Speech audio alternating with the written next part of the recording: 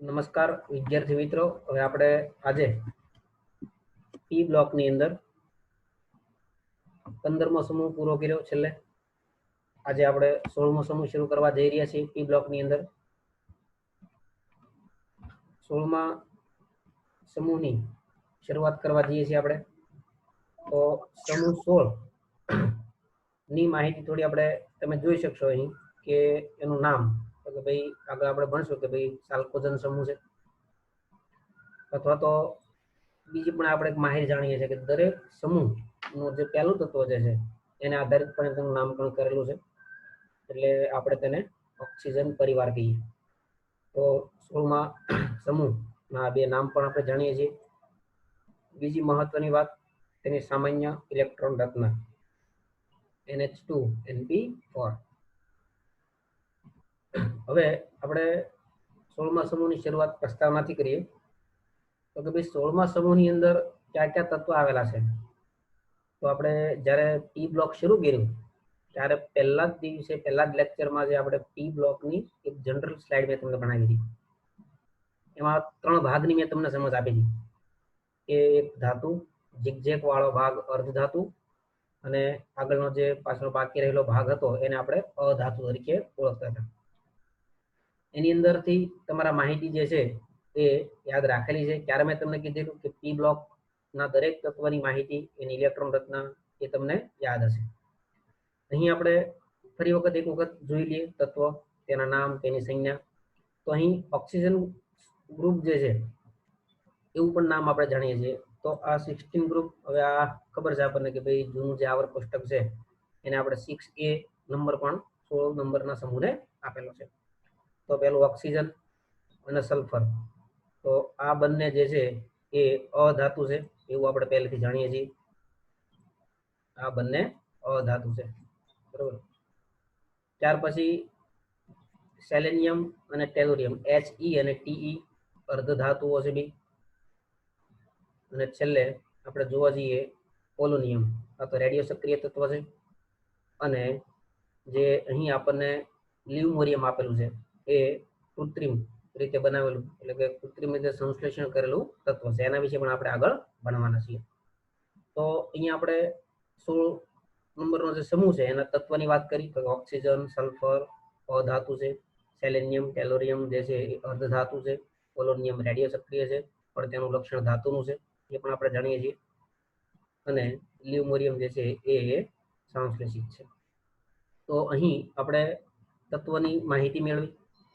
હવે સાલ્કોજન સમૂહ તરીકે ઓળખાય છે શા માટે, તો થોડી એની માહિતી આપણી એનસીઈઆરટી ટેક્સ્ટ બુકમાં આપણને આપેલી છે. તો જોવા જઈએ તો અહીં આ સાલ્કોજન શબ્દ શું કામ પડ્યો હતો, કારણ એવું લખ્યું કે ભાઈ ગ્રીક ભાષાના શબ્દથી વ્યુત્પન્ન થયેલો છે, એટલે આવેલો છે, બનેલો છે, અહીંયાથી ઉત્પન્ન થયેલો છે. સાલ્કોજન શબ્દ જે છે એ ક્યાંથી આવ્યો હતો કે ભાઈ ગ્રીક ભાષામાંથી આવેલો છે, બરોબર. હવે સલ્ફર અને તેના સમવંશીઓના એની જેવા જે તત્વો છે બધા તે કોપર સાથેના જોડાણ દર્શાવે છે, એટલે કે સલ્ફર, ઓક્સિજન વગેરે બધા કોપર સાથે જોડાણ દર્શાવે છે.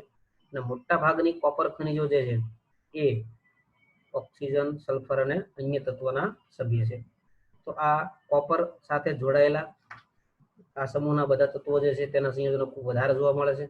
અને એમાંથી ઉત્પન્ન થયેલા જે છે સંયોજનો એને આધારિત આ કોઈનું નામકરણ જે છે એ કરવામાં આવ્યું છે. તો પ્રાથમિક માહિતી છે સાલ્કોજન સમૂહ શા માટે નામ પડ્યું, આપણે એનસીઈઆરટી ટેક્સ્ટ બુકનું બેઠું લખાણ અહીં મેં તમને આપેલું છે, તો એક માહિતી તમે યાદ રાખી છે. તો અહીં આપણે તત્વના નામ, ધાતુ, અર્ધ ધાતુની વાત કરી, અધાતુની વાત કરી. હવે આગળ જઈએ તો એ મુદ્દો આપણે યાદ રાખીએ છીએ પ્રાપ્તિ સ્થાન. તો કે ભાઈ પ્રાપ્તિ સ્થાન માટે તો ઓક્સિજન પૃથ્વી પર સૌથી વધુ મળી આવતું તત્વ છે. મહત્વનો શબ્દ યાદ રહી ગયો બધાને, પૃથ્વી પર સૌથી વધુ મળી આવતું તત્વ છે. પૃથ્વીના પોપડામાં પ્રમાણ દળથી કેટલું મળી આવે છે તો 46.6% જે છે એ વેઇટ બાય વેઇટ થી આપણને પૃથ્વીના પોપડામાંથી ઓક્સિજન મળે છે. હવાની અંદર તેનું પ્રમાણ આપણે જનરલી 21% યાદ રાખેલું છે વર્ષોથી, બરોબર. પણ અહીં થોડો આંકડો જે છે એ 20.946% છે, આપણે જે ઓલો જનરલ આંકડો યાદ રાખ્યો તો કે વાતાવરણમાં ઓક્સિજન જે છે 21% હોય, બરોબર. અહીં સૂકી હવા શબ્દ આપેલો એટલે જરા જોજો. અને આ પ્રમાણ જે આપેલું છે એ કદથી આપેલું છે, અને અહીં આ જે પ્રમાણ જે છે દળથી. ઘણી વખત આપણે કોઈ માહિતી નાના શબ્દને કારણે ખોટી ના પડે એમસીક્યુ ની અંદર, આવો સરળ એમસીક્યુ કદાચ પૂછાઈ જાય અહીં ઓપ્શનમાં, તો આપણને વ્યવસ્થિત જવાબ આપવાની સમજ પડે કે દળથી ટકા આપેલા છે, આ કદથી ટકા આપેલા છે હવાની અંદર. તો આ ઓક્સિજનની જે પ્રાપ્તિ સ્થાનની માહિતી હતી એ આપણે અહીં યાદ રાખી. તો વિદ્યાર્થી મિત્રો, હવે આપણે સલ્ફરની વાત કરવા જઈએ. તો સલ્ફર પૃથ્વીના પોપડામાં દળથી 0.03 થી શરૂ કરીને 0.1% મળે છે ખાલી પૃથ્વીના ઓળમાં સલ્ફર. હવે ક્યાં ક્યાં સ્વરૂપે મળે? તો કે જીપ્સમ CaSO4 × 2S2 આપણે જાણીએ છીએ એનું સૂત્ર. ઇપ્સમ સોલ્ટ MgSO4 × 7H2, બેરાઇટ BaSO4. તો આ સલ્ફેટ સંયોજનો, એટલે કે સલ્ફર જે આપણને મળી રહેશે એ સલ્ફેટને તમે સારી રીતના ઓળખો છો બધા, બરોબર, કે ભાઈ SO4 - 2 એને આપણે સલ્ફેટ કહીએ. તો આ બધામાં તમે જોવો કે ભાઈ આ સલ્ફેટ સ્વરૂપે મળ્યો આપણને CaSO4, MgSO4 અને BaSO4. હવે સલ્ફાઇડ સ્વરૂપે આપણને સલ્ફર મળી રહ્યો છે. તો સલ્ફાઇડ માટે પણ તમે બધા જાણો છો કે S-2. તો S-2 સ્વરૂપે PbS ગેલિના એનું નામ છે. આ નામથી પણ તમે પરિચિત છો. ZnS ઝિંક બ્લેન્ડ સલ્ફાઇડ સ્વરૂપે જે આપણને મળે છે. અને આ પણ તમે નામ જાણો છો કોપર પાયરાઇટ્સ PaPS2. આ ત્રણ સંયોજનો જેને આપણે અગાઉ ખનિજ શબ્દ પણ વાપરેલો છે એના માટે, એ સલ્ફાઇડ સ્વરૂપે છે. ઉપર ત્રણે સલ્ફાઇડ સ્વરૂપે હતું, SO4 - 2 નેગેટિવ આયન હતો, અહીં S-2. હવે કાર્બનિક પદાર્થમાં સલ્ફર ક્યાં મળે એની વાત આપણે કરવા જઈએ છીએ. તો કાર્બનિક પદાર્થની અંદર ઈંડા, પ્રોટીન, લસણ, ડુંગળી, વાળ અને ઊન, આ બધાની અંદર આપણને કાર્બનિક સ્વરૂપે મળી રહ્યું છે, બરોબર. તો એ વાત આપણને ધ્યાનમાં રહે. તો અહીં આપણે સલ્ફરના પ્રાપ્તિ સ્થાનની વાત જોઈ. બને ક્યાં સુધી અહીંયા ને અહીંયા તમે યાદ રાખતા જજો, બરોબર, ખાસ દરેક વિદ્યાર્થી. તો અહીં સલ્ફરના પ્રાપ્તિ સ્થાન પૂરા કર્યા. હવે આપણે વાત કરવા જઈએ છીએ સેલેનિયમ. સેલેનાઇડ સ્વરૂપે મળે. ટેલુરિયમ ટેલુરાઇડ સ્વરૂપે મળે. તો આ જે છે એ આ બંને સ્વરૂપે આપણને પ્રાપ્તિ આપશે. હવે પોલોનિયમની વાત કરી તો પોલોનિયમ કઈ રીતના મળે? તો કે થોરિયમ અને યુરેનિયમ આ બંને તત્વના ખનિજના ક્ષયનથી, એટલે ન્યુક્લિયર કેમિસ્ટ્રીમાં જવું પડે, અને તમે લગભગ ફિઝિક્સની અંદર પણ જે છે એ ન્યુક્લિયર રસાયણ વિજ્ઞાનની થોડી ઘણી માહિતી મેળવી છે બધાએ, અથવા મેળવશો. તો પોલોનિયમ એટલે કે થોરિયમ અને યુરેનિયમ ખનિજનું ક્ષય થાય, ક્ષયની ક્રિયા તમને બધાને ખબર છે કે આલ્ફા બીટા ગામા કિરણ દૂર થાય, એનો પરમાણુ ક્રમાંક બદલાય અને આપણને નવું તત્વ મળે, બરાબર. તો પોલોનિયમ જે છે એની અંદર આપણે પ્રાપ્તિ સ્થાનની વાત કરવા જઈએ તો થોરિયમ અને યુરેનિયમની ખનિજના ક્ષયનથી આપણને મળશે. તો અહીં આપણે પ્રાપ્તિ સ્થાનોની વાત કરી, ઓક્સિજન, સલ્ફર, સેલેનિયમ, ટેલુરિયમ, એ તમે યાદ રાખ્યું. આ પણ માહિતી છે એ આપણે યાદ રાખવી જરૂરી છે, દરેક એક્ઝામ માટે કામ લાગશે આપણને. હવે આગળના મુદ્દામાં જઈએ. તો આગળ જે આપણે હવે ભણવાનું છે એ લિવરમોરિયમ તત્વ, કે જે સંશ્લેષિત તત્વ છે, એના વિશે આપણે અલગથી એક માહિતી યાદ રાખવાની છે. તો તેની સંજ્ઞા જે છે એ LV છે. તેનો પરમાણુ ક્રમાંક Z = 116, A = 292 U યુનિફાઈડ માસ. એનું દળ છે આ પરમાણ્વીય દળ, Z એટલે એનો પરમાણુ ક્રમાંક છે, આ તેની સંજ્ઞા છે. તો લિવમોરિયમ એ સંશ્લેષિત કૃત્રિમ રીતે બનાવેલું તત્વ છે. તો એની સંજ્ઞા, તેનો પરમાણુ ક્રમાંક, તેનો પરમાણુ ભાર આપણે જોયું. હવે એ માહિતી જોઈ હોય એટલે ફરી પાછી આપણને સમજ પડે કે ઇલેક્ટ્રોન રચના તો આપણને યાદ રાખવી જોઈએ. તો radon core 5F14 6D10 7S2 અને 7P4. તો આ મેઇન આપણા માટે ફરી પાછી અગત્યની છે જનરલ ઇલેક્ટ્રોન રચના. NH2NP4 એ 16મા સમૂહની સામાન્ય ઇલેક્ટ્રોન રચના છે. તો એ પણ તમે છેલ્લે જોઈ શકશો કે 7H2 અને 7P4 રહેલું છે. હવે વધારે થોડી માહિતી લિવમોરિયમની. તો કે એનું ઉત્પાદન જે છે ખૂબ જ ઓછા પ્રમાણમાં થાય. કેમ તો કે તો એ સંશ્લેષિત તત્વ તો છે જ, પણ રેડિયો સક્રિય તત્વ છે. અર્ધ આયુષ્ય સમય ખૂબ જ ઓછો. અર્ધ આયુષ્ય સમયની આપણે પહેલા વાત કરી હતી કે ભાઈ સાંદ્રતા અડધી થવા માટે લાગતો સમય. માત્ર 1 સેકન્ડનો નાનો ભાગ એમાં એનો એ અડધી સાંદ્રતા પૂરી થઈ જાય. તો અહીં અર્ધ આયુષ્ય સમય એનો ખૂબ ઓછો છે. એના ગુણધર્મનો અભ્યાસને એ મર્યાદા બાંધે છે કે અર્ધ આયુષ્ય સમય ખૂબ ઓછો હોવાથી એના ગુણધર્મનો અભ્યાસ જે છે એ કરવો થોડો મુશ્કેલ બની રહ્યો છે. તો એટલા માટે અહીં જોઈ શકીએ કે ભાઈ ગુણધર્મનો અભ્યાસ મર્યાદા બાંધે. કોણ તો કે અર્ધ આયુષ્ય સમય કેટલો છે તો કે 1 સેકન્ડનો પણ નાનો ભાગ, બરોબર. એને કારણે આ તત્વના ગુણધર્મોનો આપણે વધારે અભ્યાસ નહીં ભણવાનો. તો અહીંયા આપણે એક લિવમોરિયમ કૃત્રિમ એટલે કે સંશ્લેષિત તત્વની વાત કરી, તેની માહિતી આપણે યાદ રાખી. હવે આપણે આગળ જઈએ. જે માહિતી આમ તો તમે પહેલા યાદ રાખેલી છે ઇલેક્ટ્રોન રચના. હવે આપણે આ ઇલેક્ટ્રોન રચનાની અંદર ફરી વખત એક પ્રકારનું આપણે રિવિઝનની વાત કરી લઈએ. તો અહીં તત્વના પરમાણુ ક્રમાંક પણ તમને યાદ છે. કેમ યાદ રાખવાના તો બધાને જ ખબર છે, બરોબર. કે ભાઈ તમે જોશો કે 8 તમે એડ કરતા જશો, બરોબર. અહીં પેલા 8 એડ કર્યા એટલે 16 થશે. એની અંદર તમે ક્રમશઃ 8 એડ કરશો, 18 એડ કરશો, 32 એડ કરશો. તો એ પ્રમાણે 8 8 18 18 જે 32 ની આખી જે ફોર્મ્યુલા છે આપણે અગાઉ પણ 11th ડિસ્કસ કરેલી છે. એ પ્રમાણે તમે એના પરમાણુ દળ જે છે અને ક્રમ બે યાદ રાખી શકશો. પરમાણુ ક્રમ યાદ રાખવા માટે ઓક્સિજનનો ક્રમ તો આવડશે બધાને, જ્યારે બરાબર 8. હવે એની ઇલેક્ટ્રોન રચના તો કે ભાઈ helium core 2s2 2p4 general electron રચના આપણે જાણીએ છીએ. હવે બધામાં s2p4 તો આવવાના જ છે, પણ જેમ જેમ સમૂહમાં નીચે જઈએ તેમ નવો કોષ ઉમેરાતો જશે. એટલે કે અહીં n બરાબર જે છે એ એડ થતું જશે. ઓક્સિજન n બરાબર 2, અહીંયા 3, બરોબર 4. એ પ્રમાણે ક્રમશઃ નવો નવો કોષ ઉમેરાતો જશે અને ઇલેક્ટ્રોન રચના આપણને મળતી જશે. હિલિયમ કોર, પછી neon core 3s2 3p4, argon કોરની અંદર યાદ રાખજો સેલેનિયમમાં 3d10 એટલે કે 3d10 અહીં ઇલેક્ટ્રોન ભરાશે. 4s2 4p તો એની બાહ્ય કક્ષાની છે જ. પછી અહીં 4d10 ક્રિપ્ટોન કોર સાથે ટેલુરિયમમાં આવશે અને પોલોનિયમની અંદર f એન્ટર થશે. f અને d બંને 14 d10 6s2 6p4. તો ફરી યાદ દેવડાવી દીધું તમને રિવિઝન સાથે. આપણે અગાઉ યાદ રાખેલી જ છે, ફરી વખત બોલી રહ્યો છું. પણ અત્યારે જે વિદ્યાર્થીને પાછું કંઈક ભૂલાઈ ગયું હોય તો ફરી પાછા આજે અહીંથી તમે યાદ રાખી શકશો, જેથી કરીને આગળ કોઈ પ્રશ્ન તમને પૂછવામાં આવે તો તમે ઝડપથી જવાબ આપી શકશો. તો અહીં આપણે ઓક્સિજનથી પોલોનિયમ સુધીની જે ઇલેક્ટ્રોન રચના હતી એની આપણે અહીં ડિસ્કસ કરી. હવે આપણે શરૂ કરવામાં જઈએ છીએ ભૌતિક ગુણધર્મોની. પણ ભૌતિક ગુણધર્મની અંદર આવર્તિતા જોવા જઈએ છીએ.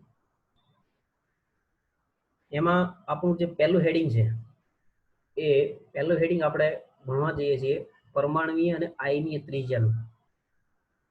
હવે પરમાણ્વીય અને આયનીય ત્રિજ્યા માટે સમૂહમાં ઉપરથી નીચે તરફ જતા પરમાણ્વીય અને આયનીય ત્રિજ્યા વધે. પરમાણ્વીય અને આયનીય ત્રિજ્યા વધે,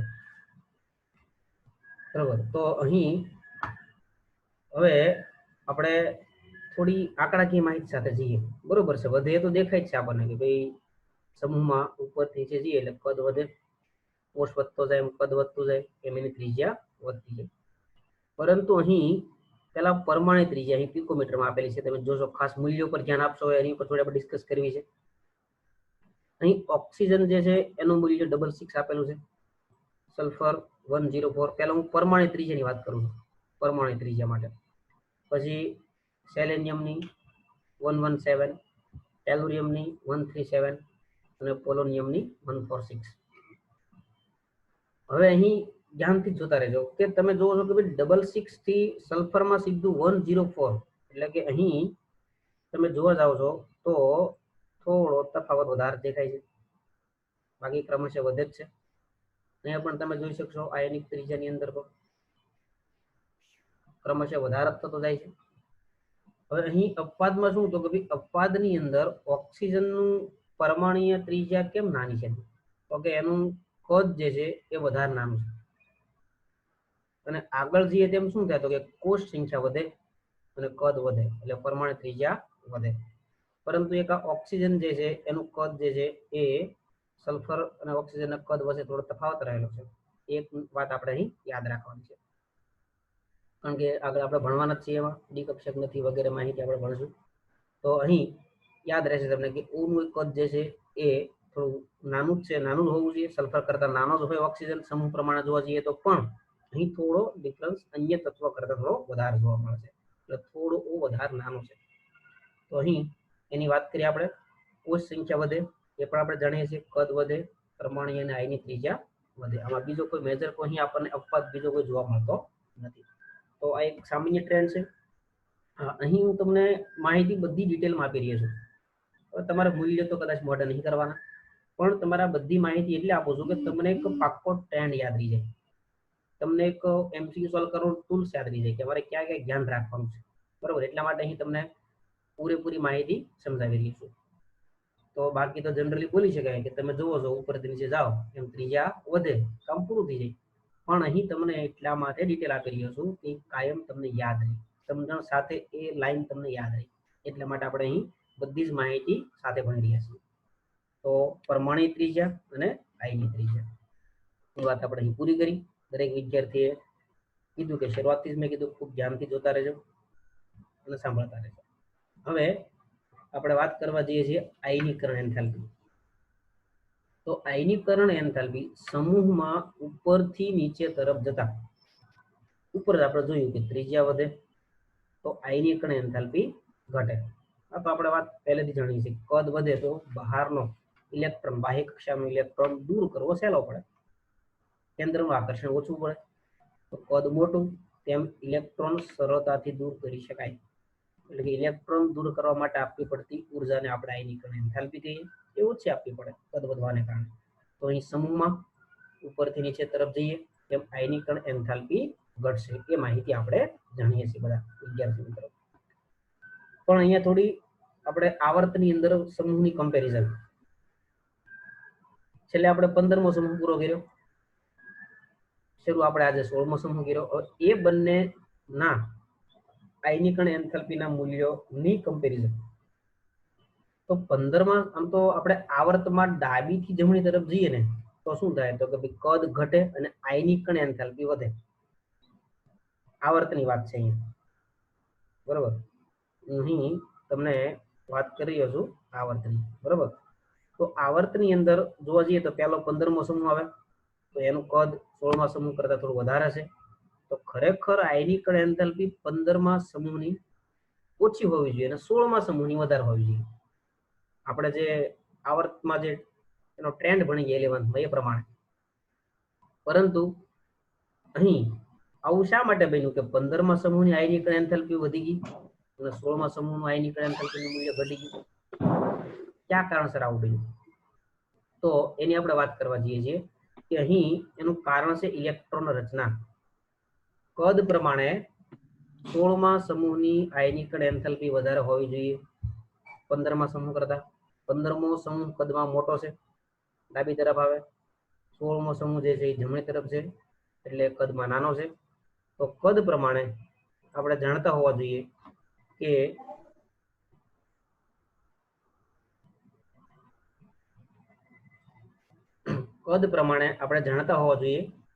કે 16મા સમૂહની આયનીકરણ એન્થાલ્પી જે છે એ વધારે આવે. પરંતુ વિદ્યાર્થી મિત્રો હવે જો ખાસ ઇલેક્ટ્રોન રચના અહીં P3 છે ને અહીં P4 છે. તો આ Np3 જે છે એ અર્ધપૂર્ણ છે. Np3 જે છે અર્ધપૂર્ણ ભરાયેલી છે એટલા માટે અહીં એ સ્થાયીતા પ્રાપ્ત કરશે અને ઇલેક્ટ્રોન દૂર કરવો મુશ્કેલ બનશે કારણ કે અર્ધપૂર્ણ અને પૂર્ણ ભરાયેલી જે છે એ વધારે સ્થાયી કહેવાય. એની સામે અહીં Np4 માંથી એક ઇલેક્ટ્રોન દૂર કરવો સહેલો પડશે કારણ કે અર્ધપૂર્ણ નહીં, એ અર્ધપૂર્ણ થવા પ્રયત્ન કરશે. જ્યારે અહીં એટલા માટે 15મા સમૂહની આયનીકરણ એન્થાલ્પી વધારે છે. એક નાનું એવું કારણ, ઇલેક્ટ્રોન રચના np3 અર્ધપૂર્ણ ભરાયેલી છે, જે સ્થિરતા ધરાવે છે. તો અહીં આપણે એક કારણ તમે યાદ રાખ્યું કે 15મા સમૂહની વધારે છે અને 16મા સમૂહની ઓછી છે.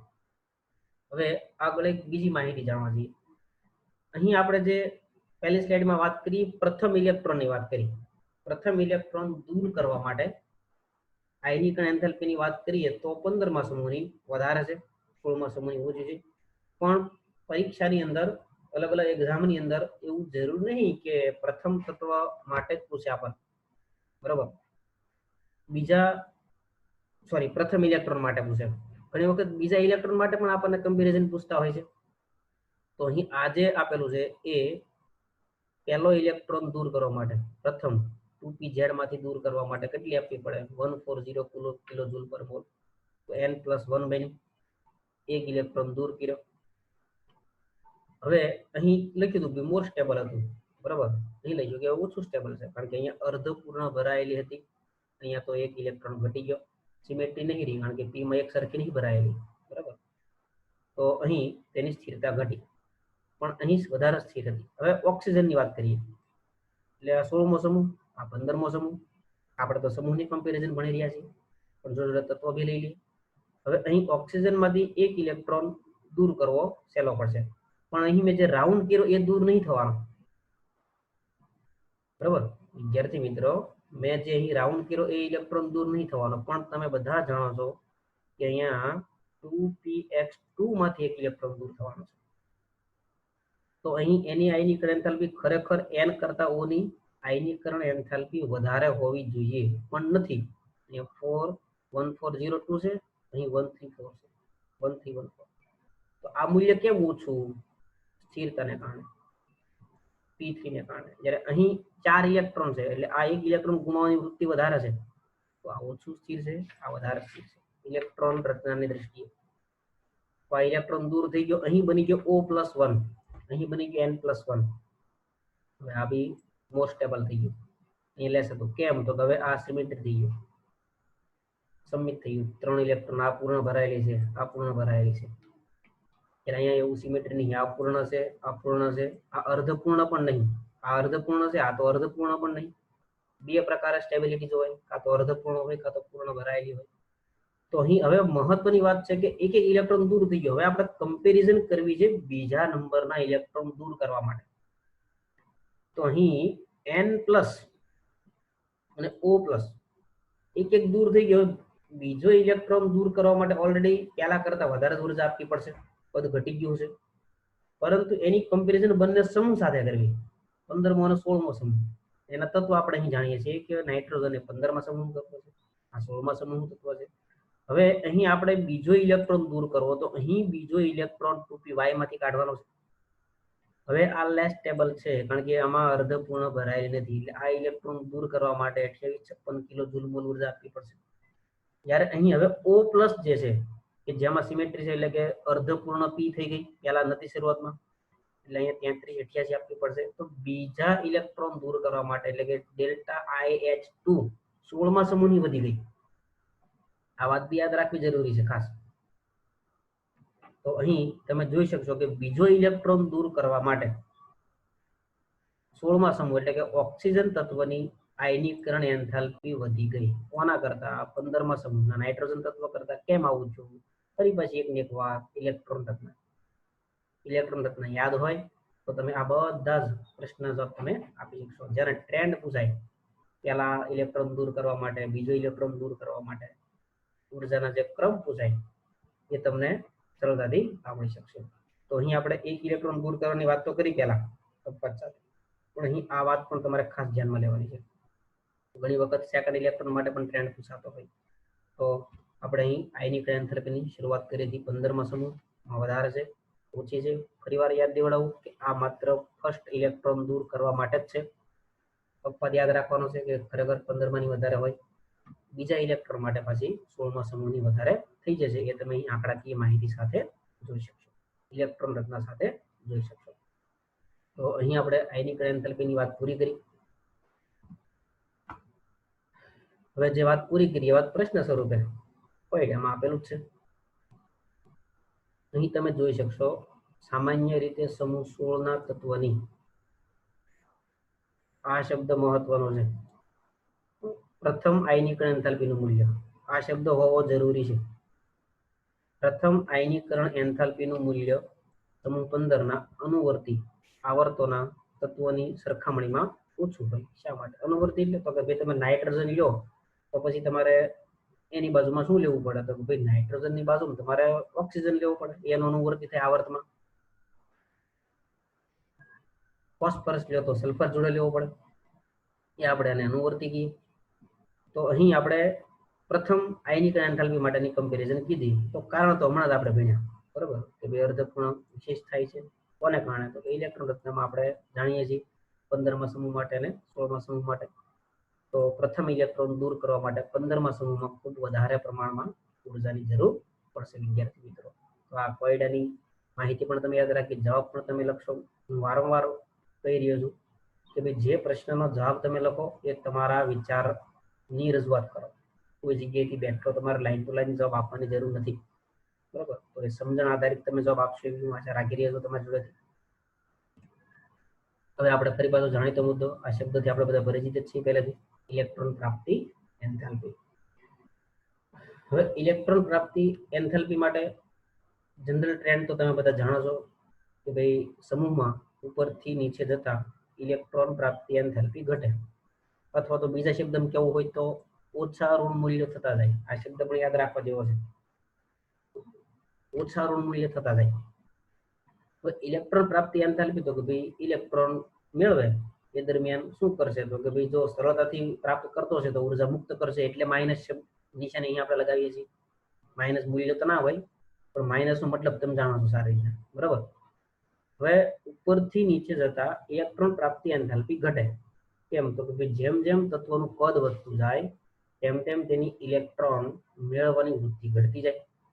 એટલે ઇલેક્ટ્રોન પ્રાપ્તિ એન્થાલ્પીનું મૂલ્ય, ઋણ મૂલ્ય જે છે એ ઓછું થતું જાય, અને કદાચ ઘણી વખત આપણે એનું ધન મૂલ્ય પણ મળતું હોય એવું આપણે અગાઉ ભણીએ.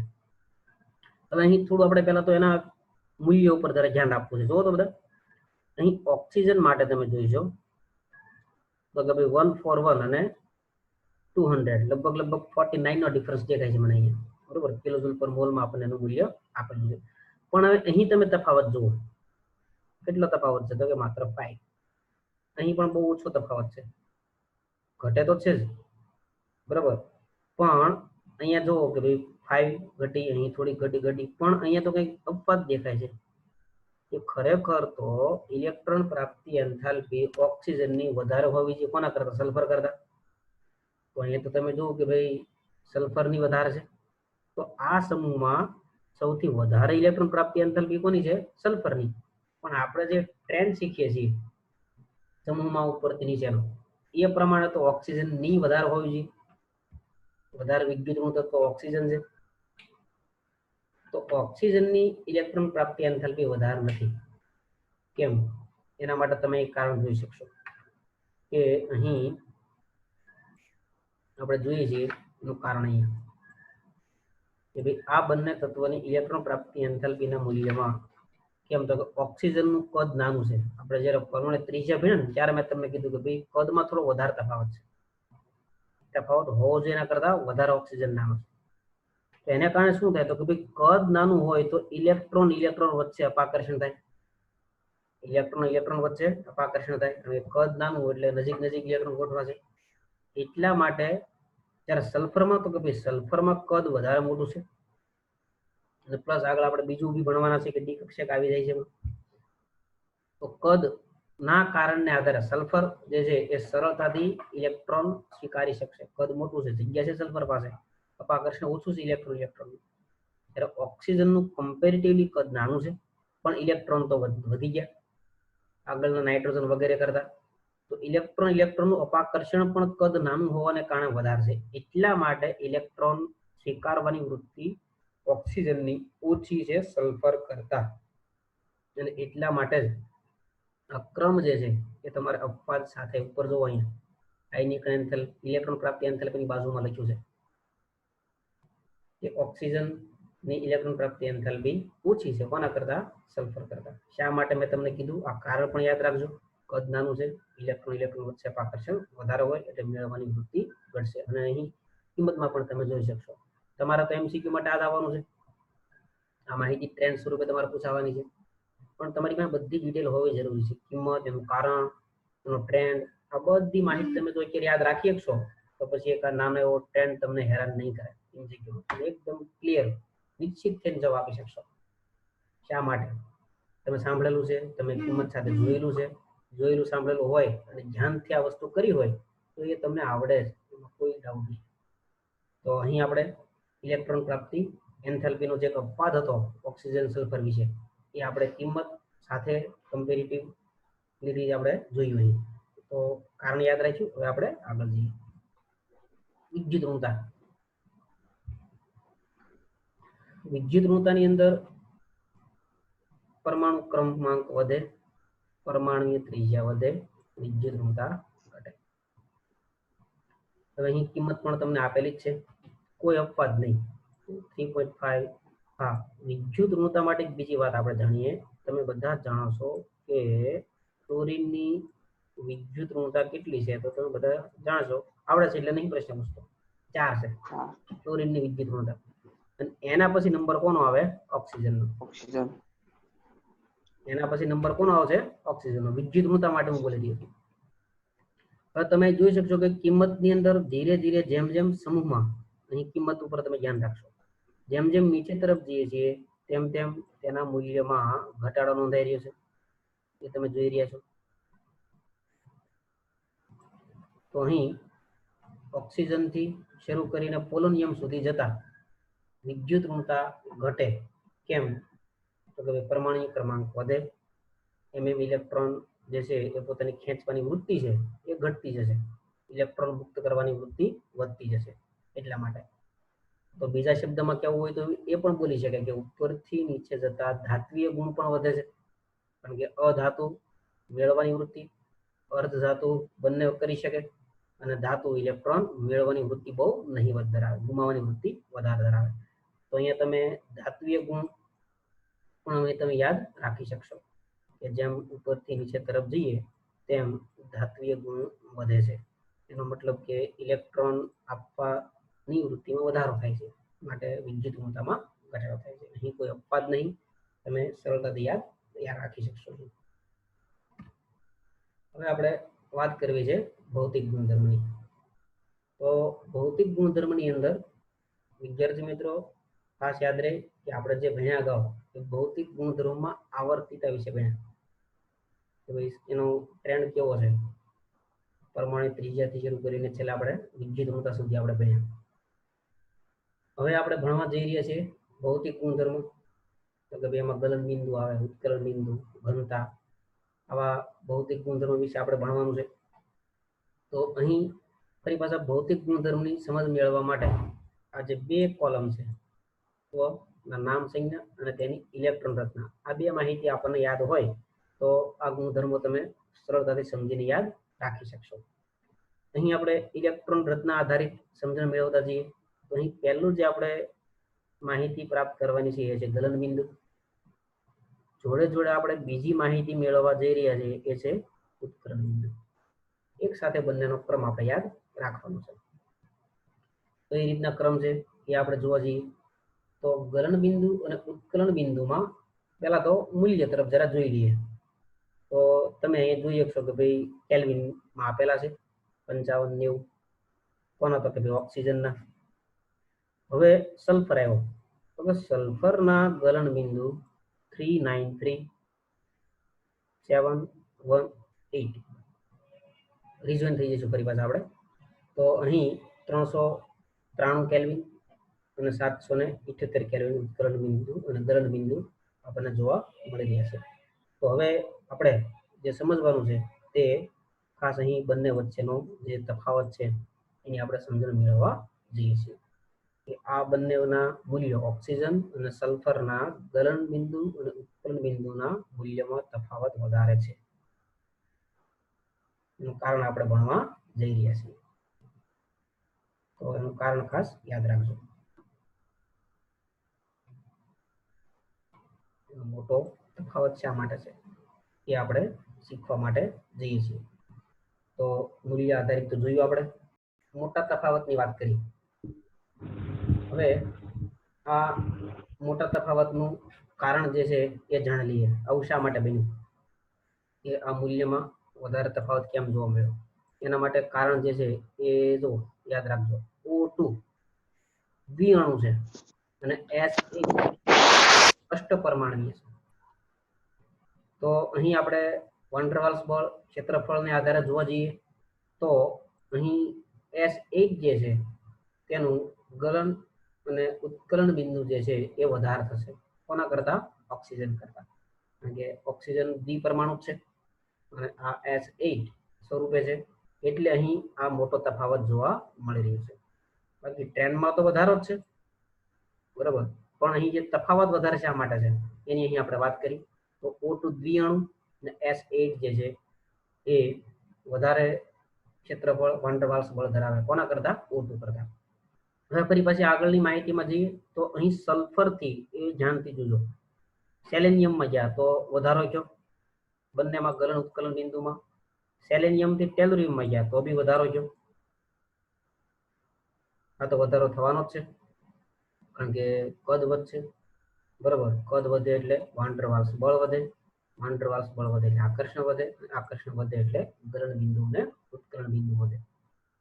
તો ટેલુરિયમ સુધી આપણે જોયું. અહીંયા સલ્ફરથી ટેલુરિયમ જોવા જઈએ તો ક્રમશઃ વધારો થઈ રહ્યો છે. શા માટે? તો મેં તમને 3 રીઝન અહીં બોર્ડ ઉપર દેખાઈ રહ્યા છે તમને, બરાબર, કે વાન ડેર વાલ્સ બળ આકર્ષણ વધે એને કારણે તેને આપણે ગલન બિંદુ અને ઉત્કલન બિંદુના મૂલ્યમાં વધારો નોંધે છે.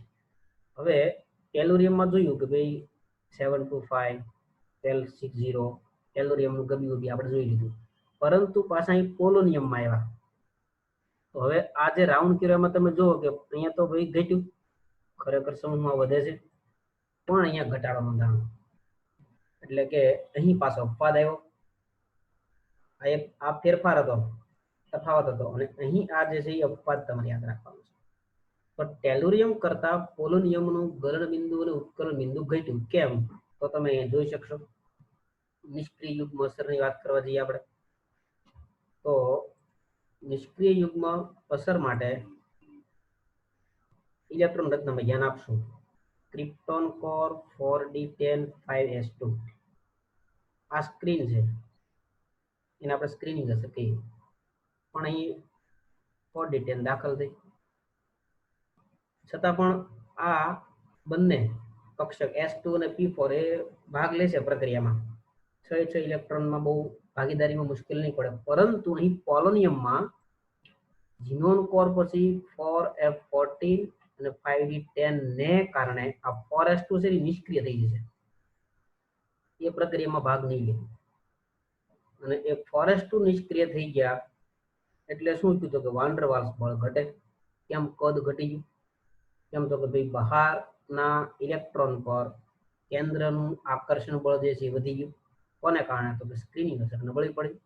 સ્ક્રીનિંગ અસર કેમ નબળી પડી? તો કે નિષ્ક્રિય યુગ્મ અસર વધી. નિષ્ક્રિય યુગ્મ અસરમાં શું થયું? તો કે ઓલા 6s ના જે ઇલેક્ટ્રોન હતા, s ઇલેક્ટ્રોન, એ નિષ્ક્રિય બની ગયા, એ ભાગીદારી નહીં કરે, એ પ્રતિક્રિયાત્મકતા નહીં દર્શાવે, માત્ર 6p4 જ પ્રક્રિયા કરવા માટે અવેલેબલ રહેશે.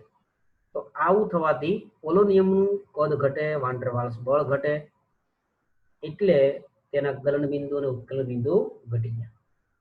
તો અહીં તમારે ઇલેક્ટ્રોન રચનાને આધારે તફાવત તમે યાદ રાખજો. નામ છે નિષ્ક્રિય યુગ્મ, તો આખું યુગ્મ નિષ્ક્રિય થઈ ગયું. કેવું? તો S ઇલેક્ટ્રોન યુગ્મ નિષ્ક્રિય થઈ ગયું. તો અહીં તમે શરૂઆતમાં એક મોટા તફાવતનું કારણ પણ જાણ્યું સ્વરૂપે O2S8 ના કારણે, અને છેલ્લો જે તફાવત જે છે એ જોયા પછી અહીં એક અપવાદ, આ અપવાદ જે છે એ પણ તમે જાણ્યું કે ભાઈ પોલોનિયમમાં બધી શા માટે તફાવત જોવા મળે છે, ખરેખર તો વધવું જોઈએ, એના બદલે ઘટ્યું. તો ભૌતિક ગુણધર્મો ઇલેક્ટ્રોન રચના સાથે તમે જોશો, યાદ રાખશો તો તમને કાયમ માટે ટ્રેન્ડ, ફરીવાર યાદ દેવડાવું કે તમારા પરીક્ષા માટે તો આ ટ્રેન્ડનું ખૂબ મહત્વ છે, બરાબર, કે તમને સરળતાથી સમસણ સાથે યાદ રહેવો જરૂરી છે. તો યાદ રહી ગયું છે બધાને. હવે આગળ જઈએ તો ઘનતા વિશે ભણીએ આપણે. તો મૂલ્યમાં જઈએ, ગ્રામ પ્રતિ સેન્ટીમીટર ઘન, અથવા તો ગ્રામ ઇન્ટુ સેન્ટીમીટર 3 - 298 કેલ્વિન તાપમાન આપણને આપેલું છે. સમૂહમાં ઉપરથી નીચે તરફ જતા ઘનતા વધે, જોઈ શકીએ છીએ આપણે અહીં મૂલ્યો બધા ઘનતાના, બરોબર. હવે આ છેલ્લું જે તત્વ જે છે એ તો રેડિયો સક્રિય તત્વ છે, બરોબર. એટલે એના વિશે પણ તમે જાણો છો બધા વિદ્યાર્થી મિત્રો કે આ જે રેડિયો સક્રિય તત્વ જે છે પોલોનિયમ, એનો અર્ધાયુષ સમય જે છે એ કેટલો છે તો ભાઈ 13.8 દિવસ. એનું લ્યુમોરિયમની આગળ વાત કરી હતી આપણે, કૃત્રિમ સંશ્લેષિત તત્વ. અહીં આ રેડિયો એક્ટિવ તત્વ પોલોનિયમ, એનો અર્ધાયુષ સમય 13.8 દિવસ છે, એ તમે યાદ રાખશો. તો અહીંયા ઘનતા માટે તો બહુ સરળ ટ્રેન્ડ છે. ઘનતાનો ટ્રેન્ડ પણ એકાદ વખત પરીક્ષામાં કંઈક MCQ ની અંદર ટ્રેન્ડ સ્વરૂપે પૂછાયેલો છે તે એક્ઝામમાં, બરોબર. તો આપને એમ લાગે ઘનતા તો સરળ યાદ રહી ગયું, પણ આ માહિતી પણ આપણા માટે પરીક્ષા માટે તો અગત્યની રહેશે. તો અહીં ઘનતામાં કોઈ પ્રકારનો કંઈ અપવાદ આપણને જોવા મળતો નથી. હવે એના અપરૂપો વિશે જોઈએ આપણે. તો અહીં સમૂહ 16 ના બધા જ તત્વ અપરૂપ ધરાવે. અપરૂપની વ્યાખ્યા જાણો છો ને, એક કરતા વધારે રૂપ હોવા. આપણે વારંવાર વાત કરીએ છીએ કે ભાઈ અપરૂપ તો હોય જ દરેકને. એમાં 16મા સમૂહની અંદરમાં બધાને અપરૂપ છે. આ બધા તો નહીં હોતા, પણ એક 16મા સમૂહમાં છે, બધાના અપરૂપો છે. બોલો. તો ઓક્સિજનના અપરૂપો તો એક તો O2 અને O3, ઓઝોન. આ બંને અપરૂપ સ્વરૂપે આપણે એને જાણી શકીએ. સલ્ફરના તો એ તો આપણે જાણીએ જ છીએ, રોહમ્બિક અને મોનોક્લિનિક. પણ આપણે પ્લાસ્ટિકમાં પણ જાણીએ છીએ સલ્ફર આવી રહ્યો છે. પછી અસ્ફટિકમય પદાર્થ આપણે ભણીશું, સ્ફટિકમય સોલિડ સ્ટેટની અંદર વધારાની માહિતી જોઈશું આપણે. તો એને કોલોઇડલ પણ કહેવામાં આવે છે. તો અહીં સલ્ફરના 4 અપરૂપો, એક તો રોહમ્બિક, મોનોક્લિનિક, પ્લાસ્ટિક અને અસ્ફટિકમય. તો એને એમોર્ફસ પણ ઘણી વખત કહે છે. એમોર્ફસ શબ્દ પણ તમે યાદ રાખશો. તો કોલોઇડલ પણ એના માટે બોલાય છે. તો અહીં સલ્ફરના અપરૂપો જોઈએ.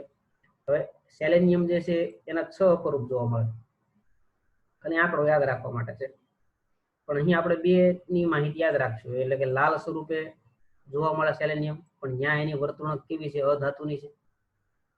ભૂરા સ્વરૂપે તો કે ન્યા એની વર્તણૂક ધાતુની છે. કેમ? તો કે સેલેનિયમ વિશે તમે જાણો જ છો બધા કે તો અર્ધ ધાતુ છે. અધાતુ બી બની શકે, ધાતુ બી બની શકે, બંનેના ગુણધર્મ છે.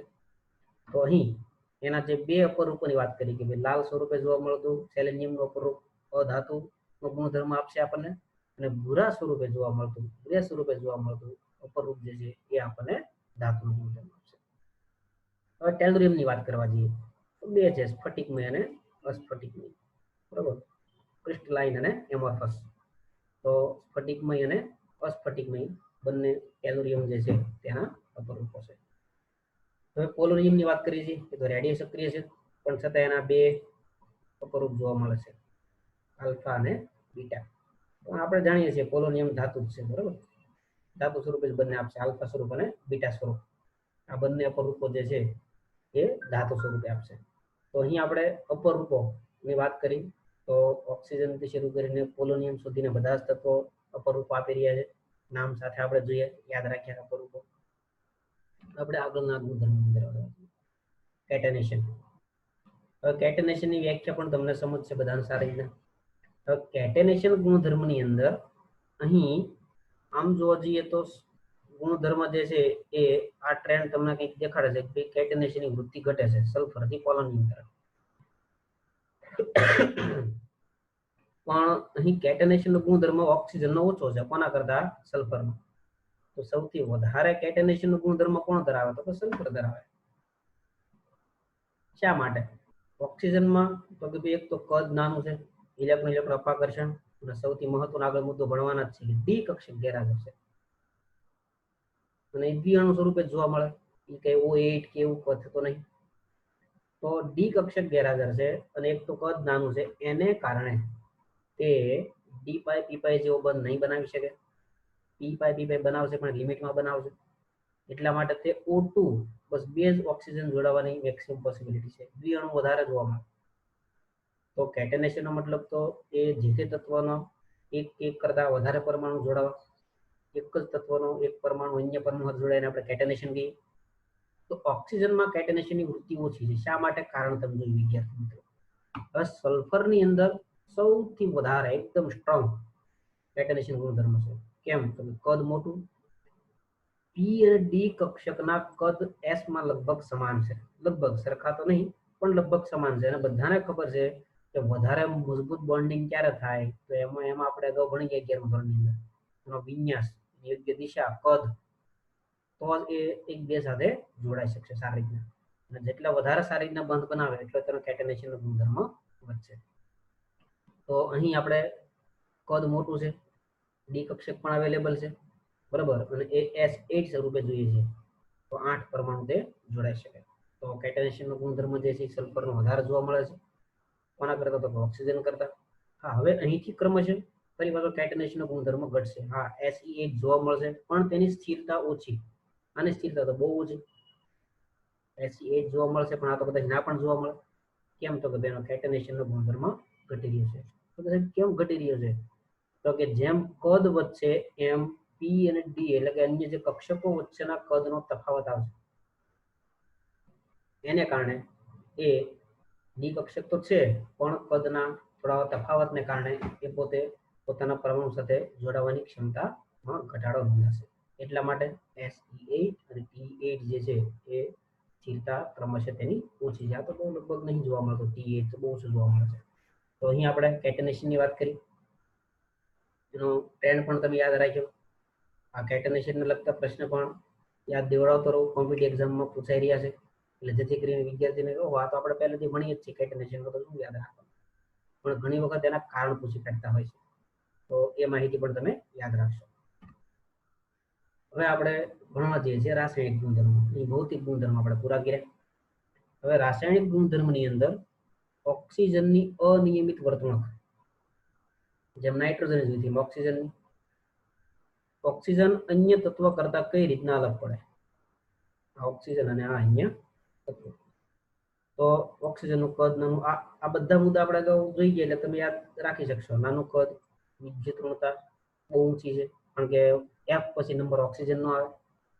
જ્યારે અન્ય તત્વો હોય તો મોટા હોવાના, વિદ્યુતઋણતા ઓક્સિજન કરતા ઓછી હોવાની. અહીં વિદ્યુતઋણતા વધારે છે, એનો મતલબ કે પ્રબળ H બંધ પોસિબલ છે, અને પ્રબળ H બંધ છે એટલે એક નામ એવું એનું ઉદાહરણ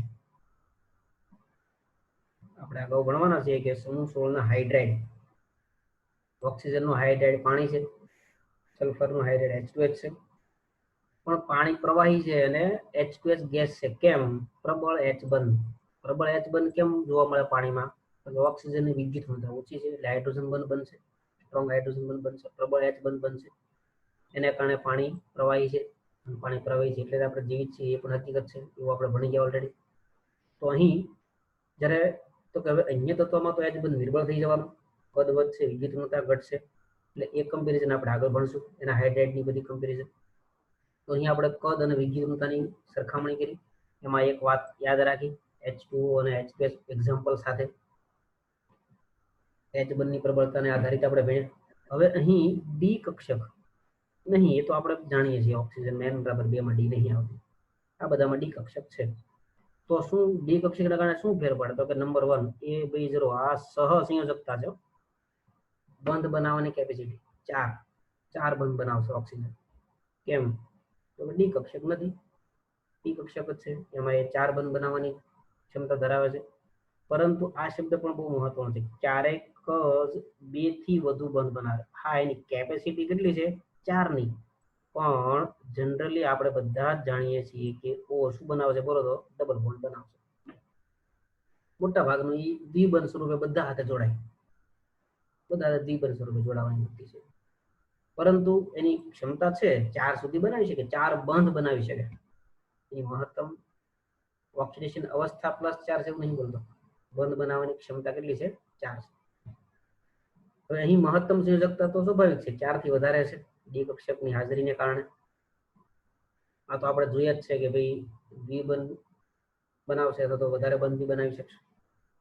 હવે અહીં પી પાઈ કદ બનાવશે ઓક્સિજન. કેમ? તો કે એનું કદ નાનું છે એટલે એનો વિન્યાસ જોડાવાનો જે છે ઓવરલેપ બે કક્ષકને થવાનો એ ઈઝી પડશે, એટલે પી પાઈ બંધ બનાવી શકશે.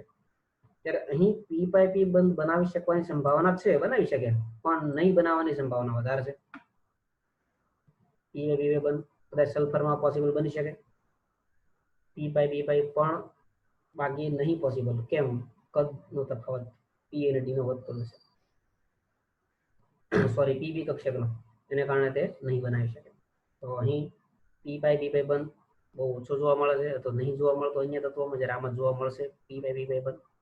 હવે ફરી પાછું આગળ બીજી વાત આપણે જાણીએ છીએ કે પી પાઈ ડી પાઈ નહીં બને. પી પાઈ ડી પાઈ નહીં બને કેમ? તો કે ભાઈ ડી કક્ષકની ગેરહાજરી. ડી કક્ષક ગેરહાજર હોવાથી પી પાઈ ડી પાઈ બંધ આમાં નહીં બને, જ્યારે આમાં પી પાઈ ડી પાઈ બંધ બનશે, કારણ કે ડી કક્ષક અહીં હાજર છે. પરંતુ હવે પી પાઈ ડી પાઈ માટે યાદ રાખો કે અહીં આપણે સલ્ફરથી શરૂ કરીને પીઓ સુધી જવું છે સમૂહની અંદર, એસ થી પીઓ સુધી જવું છે. અને હવે હું તમને અહીં વાત કરવા જઈ રહ્યો છું પી પાઈ ડી પાઈ બંધની પ્રબળતાની. તો પી પાઈ ડી પાઈ બંધ જે છે એ સૌથી સ્ટ્રોંગ, સૌથી મજબૂત એસ ની અંદર હશે પી પાઈ ડી પાઈ. કેમ? આગળ જ આપણે જોયું કે એમાં પી અને ડી કક્ષકનું જે કદ છે એમાં ઓછો તફાવત છે.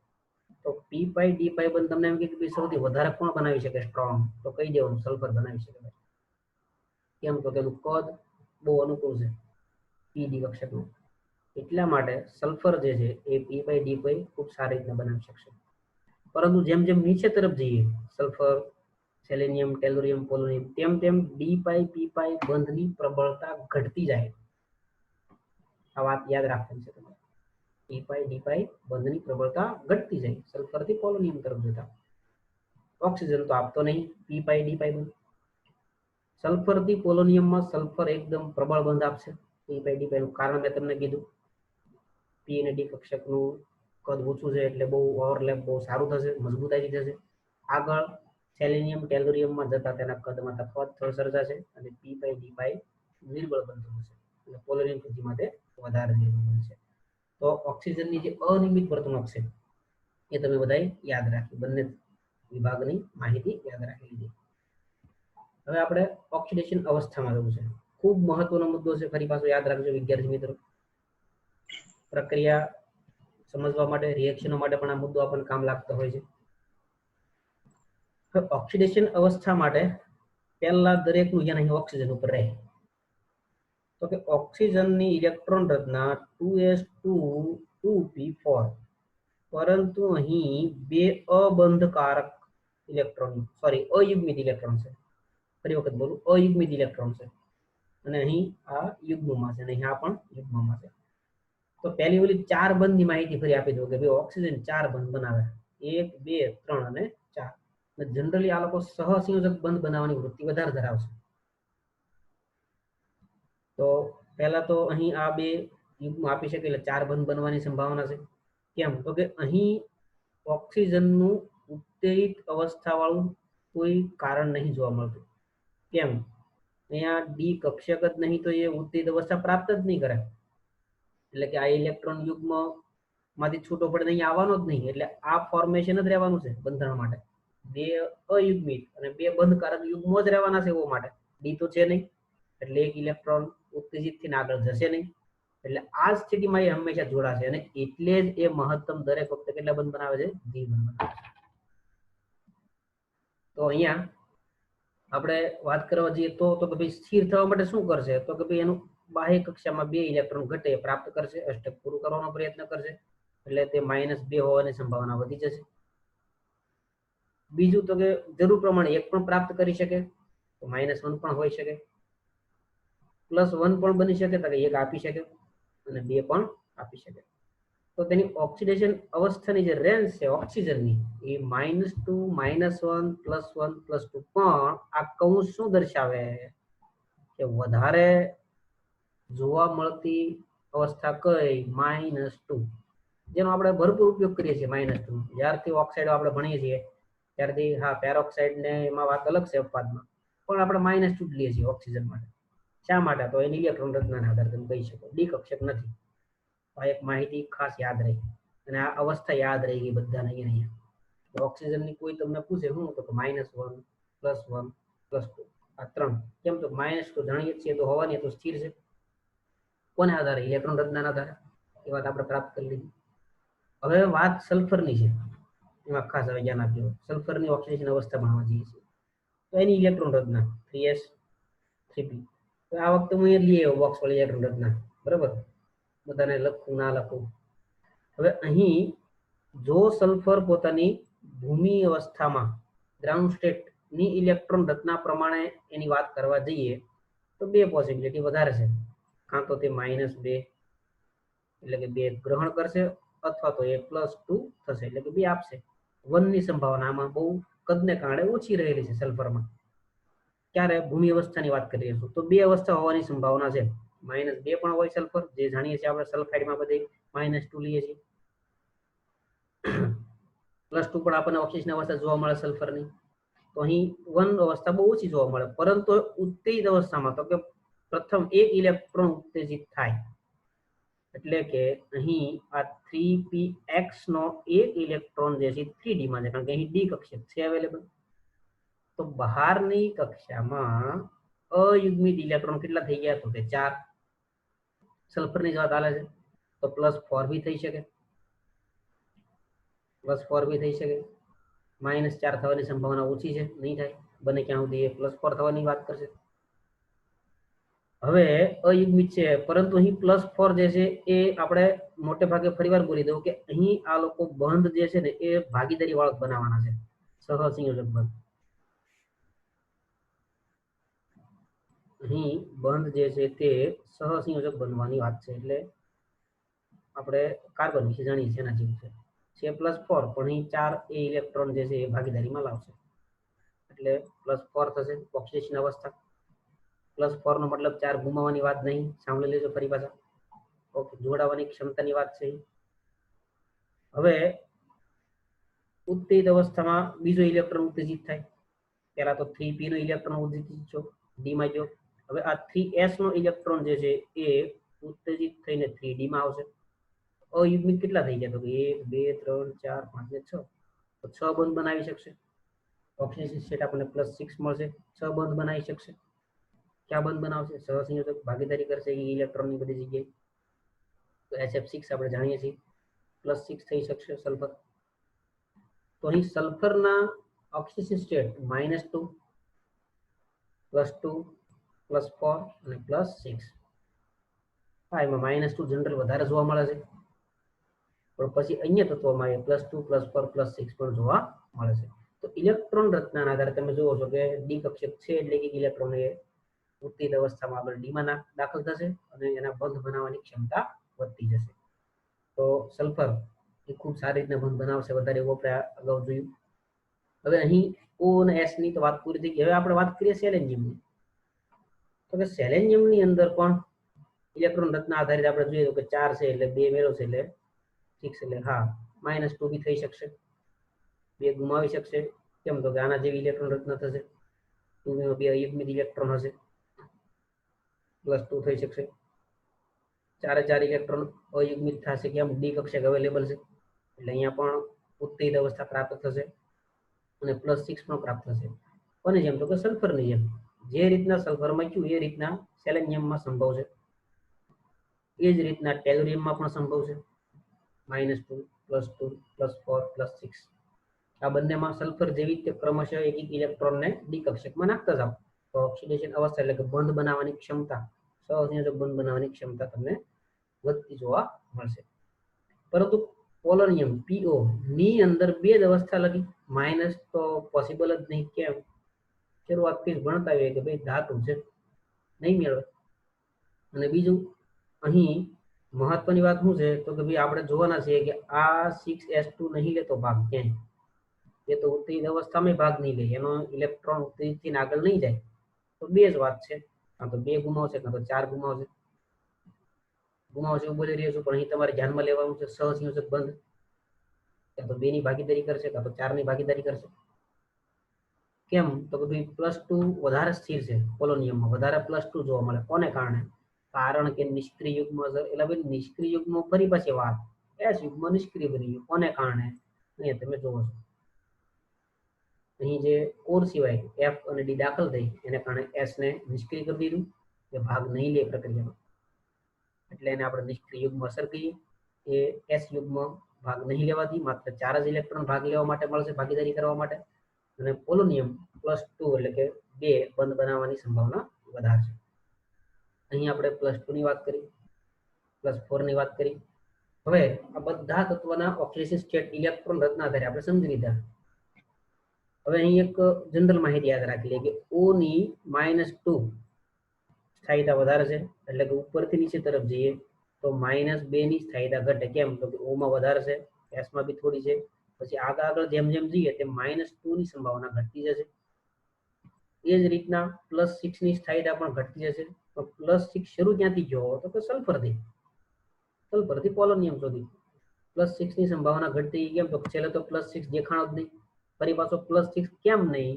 ફરી પાછી એ જ વાત, નિષ્ક્રિય યુગ્મ અસર, S યુગ્મ નિષ્ક્રિય થઈ ગયું।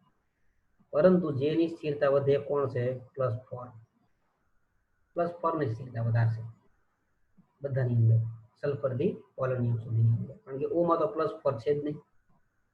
તો સલ્ફરથી પોલોનિયમ સુધીમાં +4 ની સ્ટેબિલિટી વધારે જોવા મળી છે। તો અહીં આપણે ઓક્સિડેશન સ્ટેટની વાત કરી, ઇલેક્ટ્રોન રચનાના આધારે। પ્લસ માઇનસનો મતલબ આપણે અહીં ભાગીદારીની વાત વધારે કરશું, સહસંયોજકતાની વાત આપણે અહીં વધારે કરશું।